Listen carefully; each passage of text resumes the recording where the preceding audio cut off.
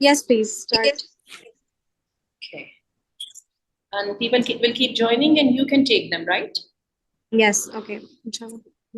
So we should start without further ado because we already have up to the time now. All right. Alhamdulillah Rabbil Alameen wassalatu wassalamu ala sayyidil anbiya wal mursalin. تو بتوفیق اللہ برحمت اللہ ہم start کرنے لگے ہیں حدیث کی ایک بہت اہم کتاب جس کا نام ہے سلسلۃ الاحادیث الصحیحہ. یہ کتاب جو ہے آج کل کی کتابوں میں اس کو سمجھا جاتا ہے کہ یہ حدیث پر ہوا ہوا بالکل جدید کام ہے. اور امام البانی جو ہیں ان کی پیدائش 18 سینچری کے آخر کی ہے اور 18 سینچری کے آخر کے بعد ایکسکیوز می آپ نے اسکرین شیئرنگ کو ڈسیبل کر دیا. Kindly restore that so that we can continue sharing. Okay thank you. تو یہ جو ہم نے اس دفعہ اس کا کورس کا ہم نے جو آغاز کیا ہے کرنے کے لیے وہ ہم نے اس حدیث کی کتاب کو چنا ہے. تو لائیے ذرا اس کا آغاز کرتے ہیں اللہ کے پاک نام کے ساتھ. سب سے پہلی بات یہ ہے کہ ہماری آج کا جو ہمارا ٹاپک ہے یا ہمارا جو آج کا پہلا سیشن ہے اس سیشن کی یہ اہمیت ہے کہ ہم نے اس میں 3-4 سوال جو ہیں وہ ریز کیے ہیں اور یہ جو 3-4 سوال ہیں یہ ہم نے انہی کے اوپر آج ہم گفتگو کریں گے. یہ ہمارا کائنڈ آف انٹروڈکٹری سیشن ہے. تو ذرا دیکھیے گا کہ سب سے پہلے میں نے اس میں 3-4 پوائنٹس نکالنے ہیں. نمبر 1 پوائنٹ یہ ہے کہ حدیث پڑھنے کی کیا اہمیت اور ضرورت ہے. نمبر 2 حدیث کی حجیت پر اعتراض کیے جاتے ہیں تو ان کی کیا حقیقت ہے, کیا واقعی قرآن کی موجودگی میں حدیث کی کوئی ضرورت نہیں. اور نمبر 3 پہ حدیث کی کتابیں کیسے وجود میں آئیں. ٹھیک ہے, یعنی آج جو ہمارے پاس ہے بخاری ہے, مسلم ہے, یا ہمارے پاس ہیں اس کا کیا نام ہے اپنے مشکات شریف ہے جن سے لوگ بڑی اچھی طرح واقف ہیں, یہ کیسے بنی اور اس میں ہمیں کیسے پتہ چلا کہ اس میں ساری جو احادیث ہیں وہ صحیح ہیں. اسی طرح ہمارے پاس ایک اور ہے پوائنٹ ہے, وہ یہ ہے کہ امام البانی جن کی کتاب کو ہم نے پڑھنے کے لیے نکالا ہے اس کی کتاب کی کیا اہمیت ہے, اس کا تھوڑا سا انٹروڈکشن ہوگا. اور سب سے جو آخری بات ہے جو سب سے امپورٹنٹ ہے وہ یہ ہے کہ جو ہمارا اس کورس کا طریقہ کار کیا ہوگا, یعنی ہم نے کیسے اس کو پڑھنا ہے. ٹھیک ہے, تو چلیے جی سب سے پہلے سٹارٹ لیتے ہیں ہمارے پہلے پوائنٹ سے. اور ابھی اینی پرابلم ہو تو please keep letting me know through the group اور انشاءاللہ دیکھتے ہیں. سب سے پہلی بات یہ ہے کہ حدیث کے پڑھنے کی کیا اہمیت اور ضرورت ہے, یہ ہمارا پہلا کوشچن ہے. بات یہ ہے کہ قرآن مجید جو ہے وہ ہمارے پاس اللہ کی کتاب موجود ہے. ٹھیک ہے, لیکن قرآن مجید جو ہے یہ تو صرف ایک تھیوری کی کتاب ہے. اس تھیوری کو پریکٹس کیسے کرنا ہے اس کے لیے اللہ نے جو ہے انسان رسول بھیجا تھا. اور ہم سب کو پتہ ہے نا وہاں پر اعتراضات ہوتے تھے, انسانوں کو کیوں رسول بنا دیا, انسان کو کیوں رسول بنا دیا, فرشتہ کیوں نہیں بنایا, ایسا کیوں نہیں ہوا, جن کیوں نہیں ہوا, یہ نہیں ہوا, وہ نہیں ہوا. بات سیدھی سی یہ ہے اس کتاب کو پریکٹس کر کے دکھانا تھا, اور وہ جو پریکٹس کر کے دکھانا تھا اس کے لیے طریقہ کار ایک ہی ہے, اور وہ طریقہ کار یہی ہے کہ جو ہے ایک انسان باقاعدہ وہ لکھے ہوئے کو پورا عمل کر کے دکھا دے. ہم کیا اس کو بولتے ہیں اپنی زبان میں ڈیمو دینا, تو ڈیمانسٹریشن اگر ہم اس کی وہ دیتے رہیں, ایک دیتا رہے گا انسان تو پتہ چل جائے گا کہ کام کو کیسے کرنا ہے. یہی وجہ ہے کہ قرآن مجید کی اتنی کمپریہنسو کتاب ہونے کے باوجود ہمیں یہ تک پتہ نہیں ہے کہ قرآن مجید میں نمازوں کا ٹائم کیا ہے جو اسلام کا سب سے اہم حکم ہے. پھر نمازوں کی رکھتے ہیں ان کے اندر پڑھنا کیا, ان سب چیزوں کا تو تصور بھی نہیں قرآن مجید سے کیا جا سکتا. اور یہ بھی میں آپ کو بتا دوں کہ اللہ تعالیٰ نے جب قرآن مجید کی تنزیل کا ذکر کیا تھا تو اللہ تعالیٰ نے صاف کہہ دیا تھا کہ ہم اس قرآن کے ساتھ بیان بھی نازل کر رہے ہیں. بیان کا مطلب کیا ہے, اس کتاب کی تشریح, اور وہ تشریح کیا تھی, وہ نبی کریم صلی اللہ علیہ وسلم کی ذات تھی. اور آپ کو میں بتاؤں کہ اگر کسی طرح ہم سنت کو یا حدیث کو نکال دیتے ہیں نا پڑھنے سے, اس کے ساتھ جو ہمیں رزلٹ سامنے آتا ہے وہ بہت ہی خوفناک اور بیوقوفانہ سا ایک رزلٹ سامنے آتا ہے. ایک ایسا دین جس کے اندر نہ ہڈیاں ہیں نہ اسکیلیٹن ہے, صرف اور صرف بس ایک جو ہے نا وہ ایک ویگ سا شکل ہے. یہی وجہ ہے ہم سنت پہ عمل کرنے کی کوشش کرتے ہیں, ہم سنت کو سٹارٹ کرتے ہیں تو ہوتا کیا ہے کہ ایک دم شکل بننے لگ جاتی ہے. مسلمان ایسا ہوتا ہے, مسلمان کو ایسا کرنا چاہیے، مسلمان کے ایسے تعلقات ہوتے ہیں، اس کے کاروبار ایسے ہوتے ہیں، اس کے لوگوں کے ساتھ تعلقات ایسے ہوتے ہیں، اس کی شکل ڈھال ایسی ہوتی ہے وغیرہ، یہ ساری چیزیں جو ہے نا حدیث کے ساتھ ہوتی ہیں۔ تو یہی وجہ ہے کہ حدیث کی اہمیت اتنی زیادہ ہے کہ اس کے لیے ایک بڑی سادہ سی اور چھوٹی سی بات ہے، وہ یہ ہے کہ جو قرآن مجید ہے وہ اٹسلف حدیث ہے۔ جس زبان نے ہمیں یہ بتایا تھا کہ یہ اللہ نے نازل کیا ہے اور یہ سورۃ الفاتحہ ہے اور یہ سورۃ البقرہ ہے اور یہ ہے اور یہ فلاں ہے، اسی اللہ نے تو ہمیں بتایا نا کہ اللہ کے رسول صلی اللہ علیہ وسلم کی ذات کے جو احکامات پہ وہ عمل کرنا ہے، وما آتیتم الرسول فخذوہ وما نہاکم عنہ فانتہوا، وما نہاکم عنہ فانتہوا۔ تو یہ جو ہے کہ یعنی جو تمہیں رسول دے دے وہ لے لو، اور جس سے تمہیں رسول منع کر دے اس سے رک جاؤ۔ تو اصل بات ہی ساری یہ ہے۔ تو یہ جو ہے نا یہ ہے حدیث کے پڑھنے کی اہمیت۔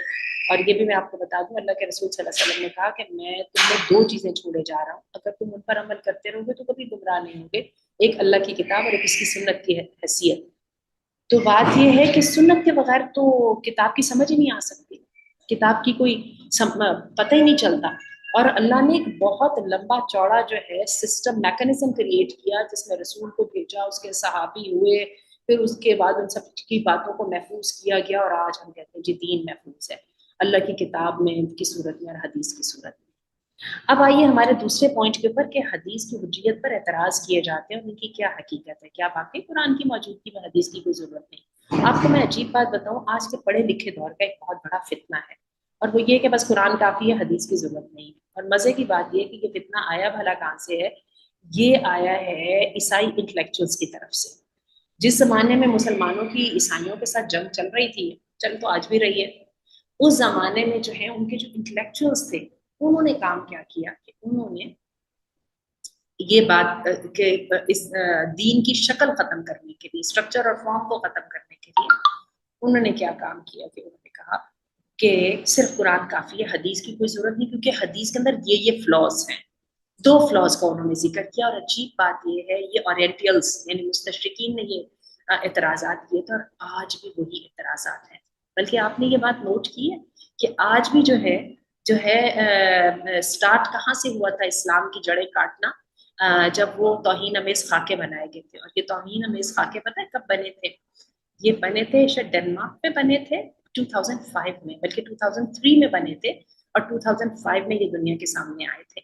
یعنی اللہ کے رسول صلی اللہ علیہ وسلم کی جو ہے نا وہ توہین، ناموس رسالت کی توہین۔ یہی وجہ ہے کہ نبی کریم صلی اللہ علیہ وسلم کی ذات کی توہین کی سزا اتنی زیادہ ہے، کیونکہ اگر اللہ کے رسول کی ذات کو ختم کر دیا جاتا ہے تو اسلام ٹیکنیکلی خود ہی ختم ہو جاتا ہے، لاجیکلی اس کی کوئی آؤٹ کم باقی نہیں رہتا۔ یہی وجہ ہے کہ حدیث جو ہے اس کو سنبھالنے کی بڑی ضرورت تھی۔ اچھا چلیے، ہم بات کر رہے تھے دو اعتراضات انہوں نے کیے تھے، اور آج کے ہمارا جو پڑھے لکھے سائنس والے جو ہے نا مسلمان، وہ بھی وہی دو اعتراض کرتے ہیں۔ ایک تو وہ کہتے ہیں اچھا قرآن تو اللہ کی کتاب ہے، حدیث تو جو ہے وہ تو ایک مین میڈ ہے نا، تو انسان کے کام کی تو کبھی بھی وہ اہمیت نہیں ہو سکتی ہے جو کہ اللہ کے کام کی ہے، لیکن اس میں فلا ہو سکتے ہیں، یعنی اللہ کے رسول کی ذات کے اندر کمی ہو سکتی ہے، خرابی ہو سکتی ہے۔ اور دوسرے نمبر پہ وہ یہ کہتے ہیں کہ حدیثوں کو محفوظ کیسے کیا جا سکتا ہے؟ حدیثوں تو اللہ کے رسول کے دنیا سے جانے کے بعد 100 سال بعد لکھی گئی، بہت کچھ اس میں الٹا سیدھا ہو سکتا ہے، تو ہم کیسے مان جائیں کہ حدیث صحیح ہے؟ ان دونوں سوالوں کے جواب جو ہے بڑے سادہ سے ہیں۔ سب سے پہلی بات یہ ہے کہ اللہ کے رسول صلی اللہ علیہ وسلم کو بندہ بشر سمجھنا، تھے آپ بندہ بشر ہی، لیکن اس کی اہمیت یہ ہے کہ یہ بندہ بشر وہ تھا جس کو اللہ مستقل مانیٹر کر رہے تھے قرآن مجید میں۔ آپ غلطی کرتے تھے وہیں پہ کامنٹس اللہ تعالیٰ کے آ جاتے تھے، آپ صحیح کرتے تھے تو وہیں پہ اللہ تعالیٰ کے کامنٹس آ جاتے تھے اور ویریفیکیشن آ جاتی تھی، اور جب ویریفیکیشن ہو جاتی تھی تو پھر جو آپ بات کرتے تھے وہ جو ہے اس پر عمل کرنا جو ہے وہ لازم ہو جاتا تھا۔ تو کہنے کا مطلب ہے کہ یہ ٹھیک ہے کہ اللہ کے رسول صلی اللہ علیہ وسلم ایک بندے تھے، اللہ کی کریشن تھے، لیکن رسول ہونے کی حیثیت سے ان کی جو ہے حیثیت، ان کی پوزیشن اور ان کے سٹیٹس کو سیکیور کرنا اور ان کی اتھارٹی کو سیو کرنا، سیف گارڈ کرنا، یہ اللہ تعالیٰ نے اس کا ذمہ داری خود لی ہے۔ ٹھیک ہے، اس لیے یہ بات کہنا کہ نہیں قرآن تو اللہ کی کتاب ہے اور یہ اللہ کے الفاظ ہیں اور حدیث رسول کے الفاظ ہیں، بات غلط ہے۔ حدیث جو ہے وہ قرآن مجید کی تشریح ہے۔ اہل سنت والجماعت کے عقیدے کے مطابق جو تو ہے نا حدیث، یہ در حقیقت قرآن مجید کی تشریح ہے، بلکہ جو نبی کریم صلی اللہ علیہ وسلم کے منہ سے الفاظ نکلتے تھے نا وہ الفاظ بھی اللہ کی طرف سے وحی کیے گئے تھے. دیکھیں اللہ تعالیٰ خود قرآن مجید میں کہتے ہیں وما ينطق عن الهوى ان هو الا وحی یوحی. اپنی مرضی سے تو یہ بولتا ہی نہیں ہے, صرف اس کو جو وحی کی جاتی ہے یہ وہ بولتا ہے, اس پہ بولتا ہے. تو یہ ہے در حقیقت پہلے اعتراض کا جواب. اور دوسرے اعتراض کا جواب یہ کہ حدیثیں جو ہیں وہ 100 سال بعد لکھی گئی تھی. تو بات یہ ہے کہ اس اعتراض کو سمجھنے سے پہلے لرننگ کے طریقہ کار کو سمجھنا ہوگا. اور میں یہ سمجھتی ہوں کہ ہم کے جو 21 سینچری کے لوگ ہیں نا, ہم اس طریقہ کار کو بڑا سمجھتے ہیں. جب ہم اسکول کالجز میں تھے تو ہمیں کاپیاں ہم کالی کر دیتے تھے, پینسلیں اور کاپیاں. اور آپ دیکھ لیجیے ہمارا آج کے بچے جو ہیں ان کی ٹو ڈوز لسٹ ساری موبائل پہ ہو رہی ہوتی ہے, ان کے اپنے جو ہے اکاؤنٹس ہوتے ہیں, ان کی ون ڈرائیو کا اکاؤنٹ ہوتا ہے, یہ ہوتا ہے, اور ہمارے بچے اسی پر کام کرتے ہیں. اور سلڈملی ہم ان کو دیکھتے ہیں وہ پینسل کاپی یوز کرتے ہیں, بلکہ اس وقت کے ٹریڈیشنل اسکولس وغیرہ جو پینسل کاپیاں یوز کرا رہے ہیں بچے ان سے تنگ ہی پڑتے ہیں. ٹھیک ہے, لیکن ہم نے اپنے بچوں کو دیکھا ہے.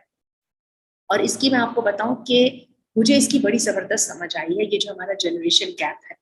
تو آج سے اگر 1-2 سال کے بعد کاپیاں اور رجسٹرڈ اور کتابیں اگر ختم ہی ہو گئیں تو مجھے اور آپ کو عجیب نہیں لگے گا. سارے ریسورسز آن لائن ہیں, ساری ورکنگ آن لائن ہے, اسائنمنٹس آن لائن کرائی جا رہی ہیں, جیسے ہم اس وقت کووڈ میں ہم نے جیسے کہ کیا.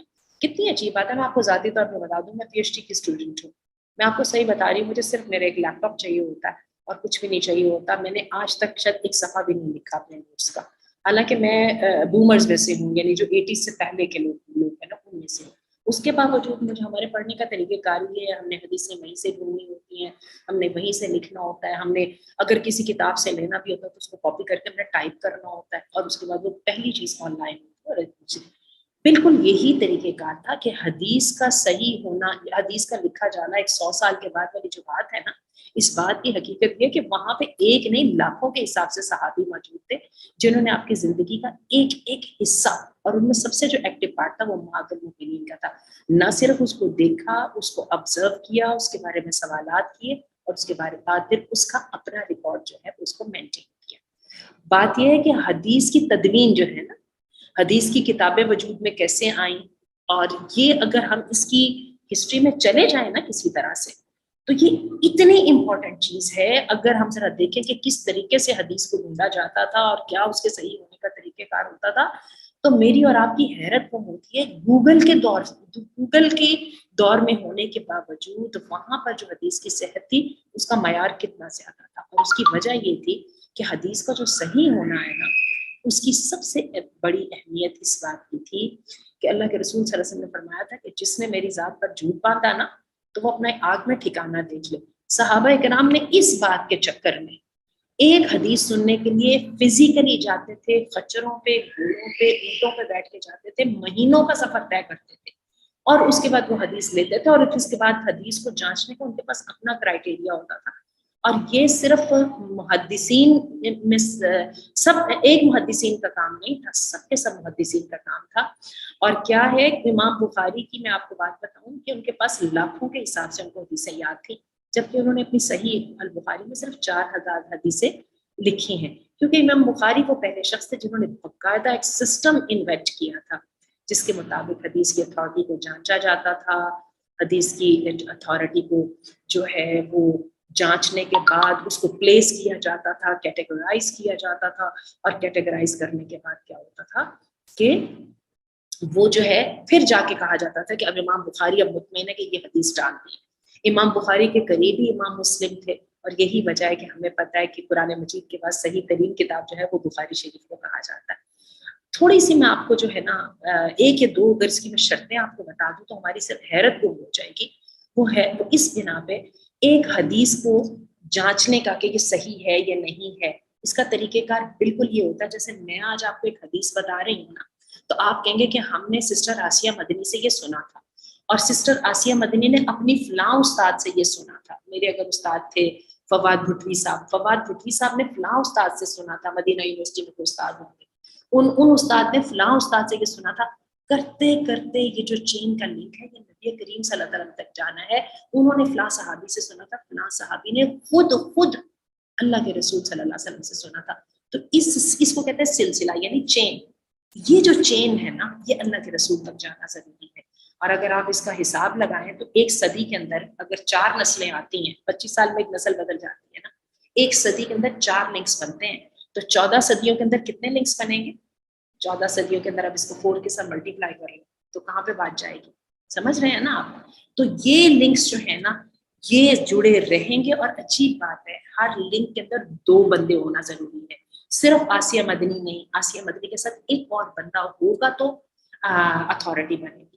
اسی طرح آسیہ مدنی نے جن لوگوں سے سنا وہ بھی ایک بندہ نہیں 2 بندے ہوں گے تو اتھارٹی بنے گی, اور یہ لنک ٹوٹا نہیں ہوگا. اور پھر جو بندہ ہے اس لنک میں نیریٹ کرنے والا, مثلا آسیہ مدنی ہے یہاں پہ, تو آسیہ مدنی کے کیریکٹر کو سب سے پہلے دیکھا جائے گا, بندہ ایماندار ہے کہ نہیں ایماندار. دوسرے نمبر پر آسیہ مدنی جو ہے ویل ورسڈ بھی ہے کہ نہیں ہے, کوئی حدیث کے علم سے بھی واقف ہے کہ نہیں ہے.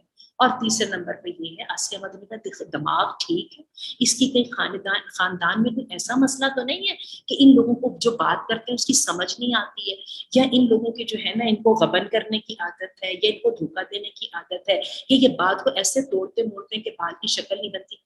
آپ امیجن کریں گے کہ یہ احادیث کے لیے اصول بنائے گئے اور ایک ایک چھوٹی سے چھوٹی حدیث کو اس کے بعد پرکھا جاتا, جو تو اس کے اوپر آ جاتی پوری متواتر حدیث کے اندر اس کو اس میں ڈال دیا جاتا. حدیث کی مینلی 3-4 قسمیں ہیں, ٹھیک ہے. ایک ہے حدیث متواتر یا صحیح حدیث, دوسری ہے حدیث حسن, اور تیسری ہے حدیث ضعیف. 3 ہیں, ہم نے 3 بنائے. اچھا جی, میں یہ سمپلیفائی کر رہا ہوں. حدیث صحیح وہ والی ہے جس میں ساری شرطیں پوری ہو جاتی ہیں جو میں نے بھی آپ کو بتائی ہیں, اور قرآن مجید صحیح حدیث کے اوپر ہے, ٹھیک ہے. قرآن مجید کی کوئی آیت اگر کسی حدیث کی دوسری کیٹیگری میں جائے گی نا تو ہم فوراً اس کے بارے میں پریشان ہو جائیں گے. تو قرآن مجید صحیح حدیث پر مبنی ہے. اس کے بعد صحیح حدیث حسن وہ ہوتی ہے جس میں زیادہ تر شرطیں پوری ہو رہی ہیں لیکن ایک تو کم بھی ہیں, اور حدیث ضعیف ہوتی ہے جس میں کم شرطیں پوری ہو رہی ہیں, جس میں کم شرطیں پوری ہو رہی ہیں اور زیادہ تر جو ہے نا وہ نہیں پوری ہو رہی, اس کو حدیث ضعیف کہا جاتا ہے. اچھا, اب یہ حدیث ضعیف کی الگ کتابیں ہیں, حدیث حسن کی الگ کتابیں ہیں, حدیث صحیح کی الگ کتابیں ہیں. جو امام مسلم اور امام بخاری کی جو کتاب ہے نا, صحیح مسلم اور صحیح بخاری, آپ کو سمجھ آئی اب بات کی کہ ان کا نام کیسے آیا. اچھا, میں زیادہ تفصیل میں اس لیے نہیں جاتی کیونکہ ہمارا آج کا ٹاپک جو ہے وہ حدیث کے علم سے واقفیت کا نہیں ہے, لیکن میں آپ کو یہ اندازہ ضرور کرانا چاہتی ہوں کہ حدیث جو ہے وہ صحیح ہونے کا جانچنے کا طریقہ کار اس گوگل کے دور میں کتنا مشکل ہے. ہم سب کو پتا ہے کہ گوگل پہ سب کچھ ملا ہوتا ہے, ملا جلا ہوتا ہے, اور اس کے اندر سے صحیح چیز ڈھونڈنا کتنا مشکل ہوتا ہے.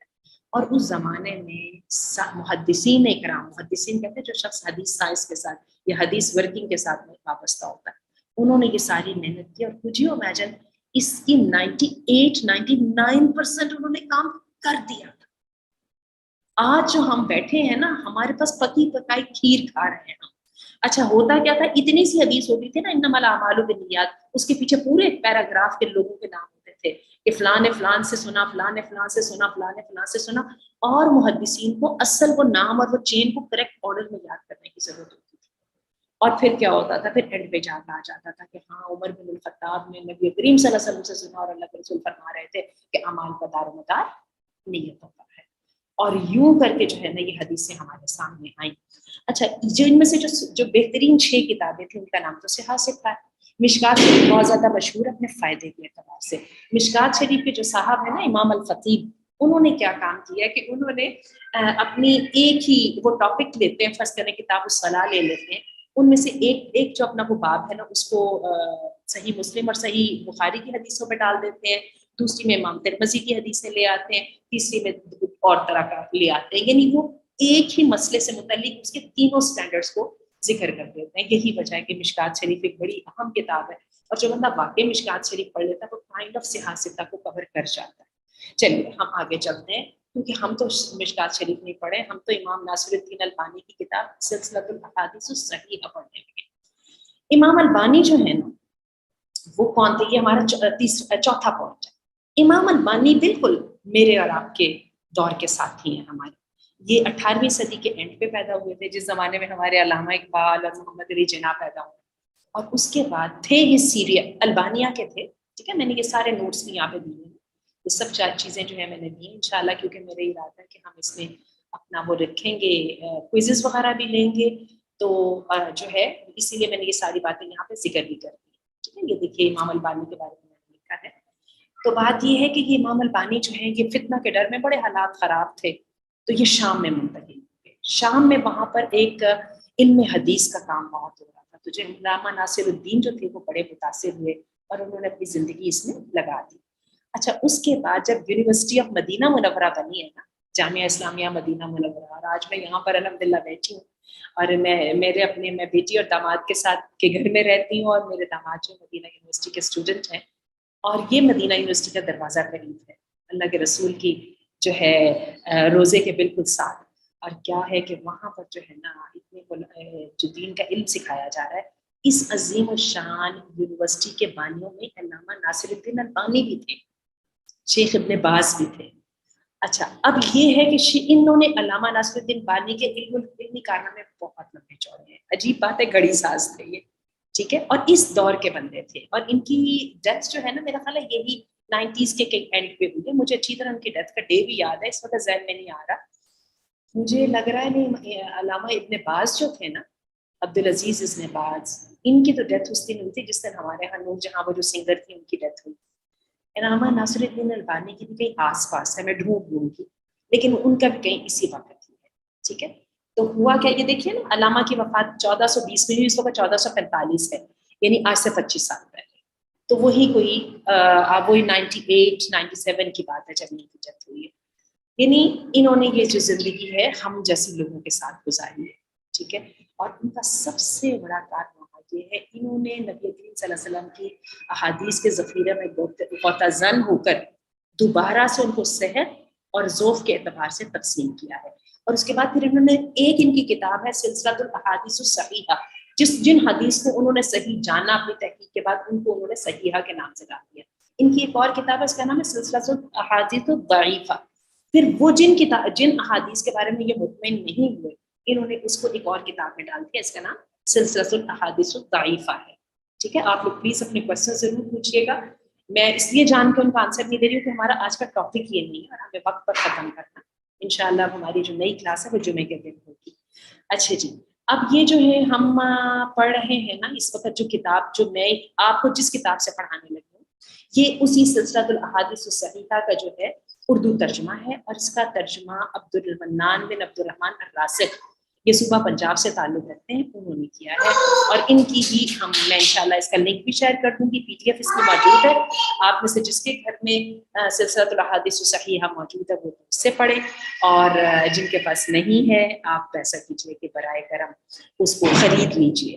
اور جو اس سے ذرا تھوڑے سے ٹیکنالوجی سے واقف ہیں وہ لوگ اس کو آن لائن بھی پڑھ لیں، اور ویسے میں ساتھ ساتھ شیئر بھی کرتی رہوں گی. ابھی ویسے میں نے آپ کے لیے جو پہلا باب ہے اخلاق والبر والصلہ، اس کو میں نے یہاں پہ کاپی کر دیا ہے، لیکن آج ہم یہ نہیں پڑھیں گے. آج ہم نے صرف اور صرف اپنے کام کا تعارف کرنا.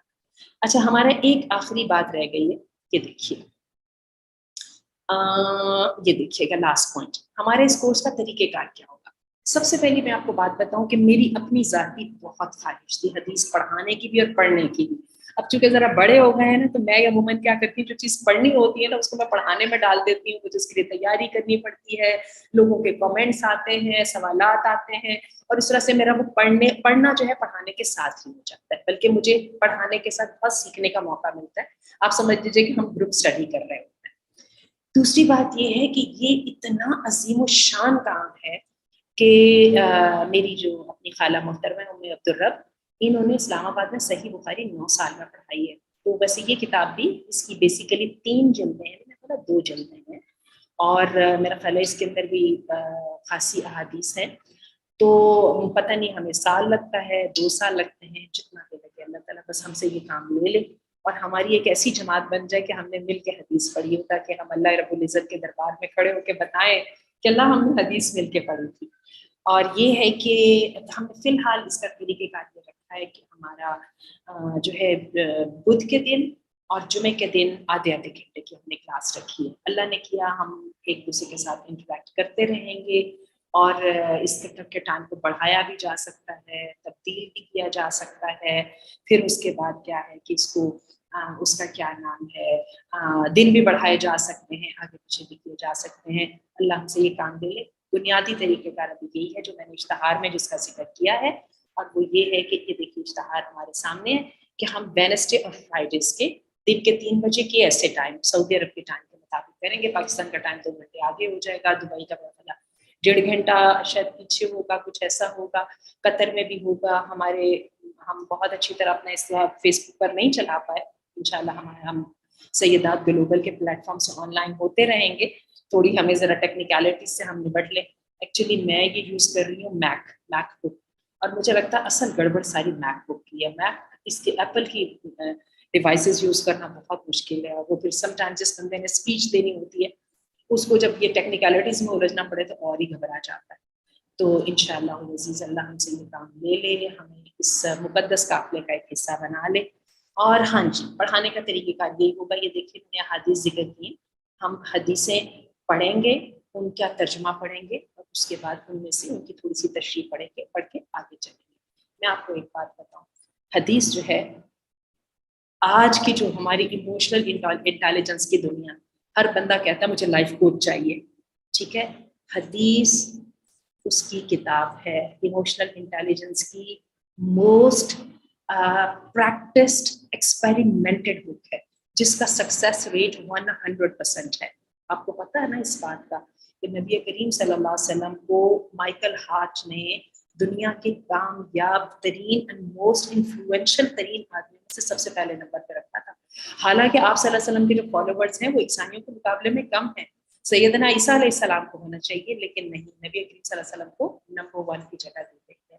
کیونکہ وجہ یہ آپ کو دنیا کا ہسٹری کا کامیاب ترین آدمی سمجھا جاتا ہے.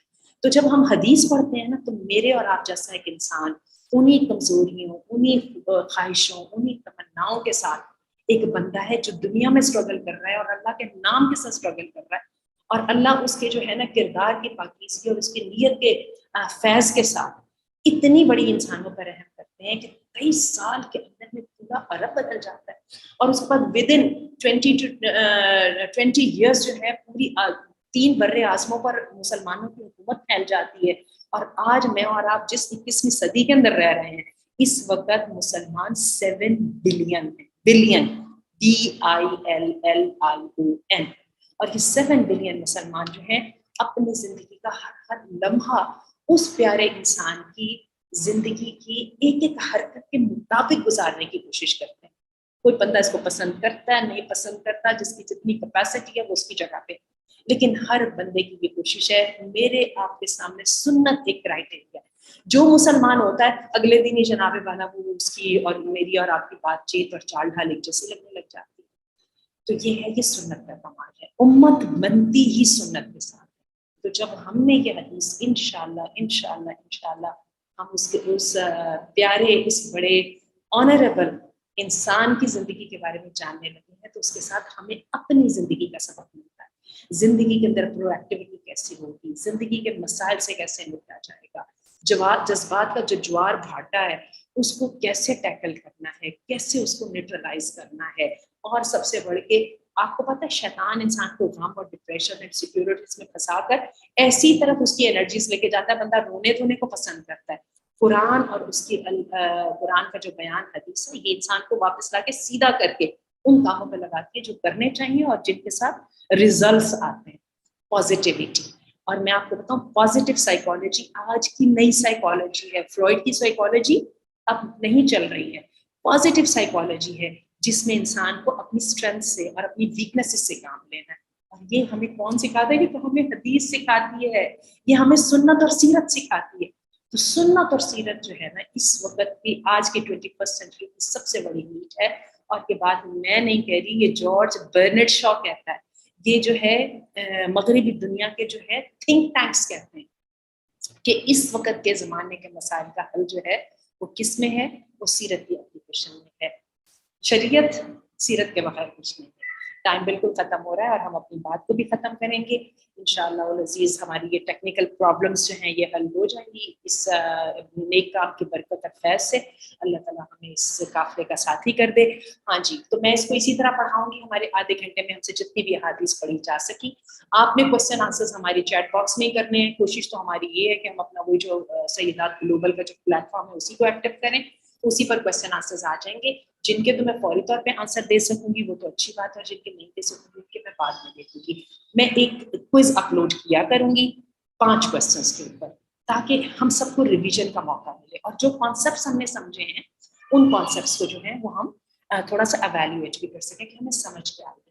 اسی کے ساتھ ہے کہ میری کوشش ہوگی کہ نیکسٹ کلاس سے پہلے, مثلا ہماری نیکسٹ کلاس پرسوں ہے, کل جمعرات ہے اور پرسوں جمعہ, نیکسٹ کلاس سے پہلے میں آپ کو اس کی جو نئی کلاس آنے والی ہے اس کی ہائی لائٹس بھیج دوں اور صفحہ نمبر والا بتا دوں, تاکہ آپ لوگ تھوڑی سی پریپریشن کر کے رکھیں, اور اللہ تعالیٰ بس ہم سے قبول فرما لے. اور میں 8 پارٹیسپینٹس دیکھ رہی ہوں, لیکن مجھے یقین ہے کہ ہماری یہ ریکارڈنگ جو ہے ہم آج ہی اپنے پلیٹ فارم پہ شیئر کر دیں گے, اور بڑی جلدی جو ہے وی ول ہیو آور کمیونٹی. تو مجھے بھی دعا میں شامل رکھیے گا, اور اتنا بڑا جو میں نے کام پکڑا ہے دعا کیجیے گا کہ میں اس کام کو جو ہے وہ سنبھال سکوں. میں نے آپ کو بتایا مجھے اس کی بڑی خواہش تھی. ابراہیم سے جب میرا تعارف ہوا تو میں نے ان کو یہی بات کہی تھی کہ میں یہ کام کرنا چاہتی ہوں. اللہ ان کو بھی جزا دے, انہوں نے مجھے کہا بس آپ ہمارے پلیٹ فارم سے کریں, اور انشاءاللہ ہم یہ کام کریں گے. اللہ تعالیٰ اس کو قبول فرما لے. میں ربی کا اسپیشلی شکریہ ادا کرتی ہوں. ربی میری بیٹی ہے, اور میرے میڈیا کے کام زیادہ تر وہی کرتی ہیں, اور مسنہ میرے بیٹے ہیں جنہوں نے اس کا پیمفلیٹ مجھے بنا کے دیا ہے, نوٹس بنا کے دیے ہیں, اشتہار بنا کے دیے ہیں. اللہ میرے بچوں کو نیکی کے کاموں میں لگا لیں. سمون مجھے نظر آئی ہیں یہاں پہ, انہوں نے مجھے بہت انکریج کیا ہے, اور خاص طور پہ سعودی عرب میں جو پلیٹ فارم ہے اس کے اوپر جو ہے مجھے یہاں پر انٹروڈیوس کرانے والی سمون ہی ہے. اللہ تعالیٰ ان سب سے قبول فرما لے, اور اس پاک باز قافلے میں ہمیں سب کو شامل کر لے. تو واخر دعوانا الحمدللہ رب العالمین. نبی کریم صلی اللہ علیہ وسلم پر درود پڑھ لیجیے, اور ہم میٹنگ کو اینڈ کرتے ہیں, اور ہم انشاءاللہ جمعے کے دن اسی ٹائم پہ دوبارہ ملیں گے. اللہم صلی وسلم علی نبینا محمد وبارک علیہ وعلی آلہ وصحبہ اجمعین. میں آج شام تک جو ہے نا کوئز اپلوڈ کر دوں گی. جو لوگ نہیں لیکچر سن سکے وہ لیکچر کی ریکارڈنگ سننے کے بعد اس کوئز کو جو ہے وہ کر لے. تو مجھے امید ہے کہ کچھ نہ کچھ ہو جائے گا. السلام علیکم ورحمۃ اللہ وبرکاتہ. میں میٹنگ اینڈ کر رہی ہوں.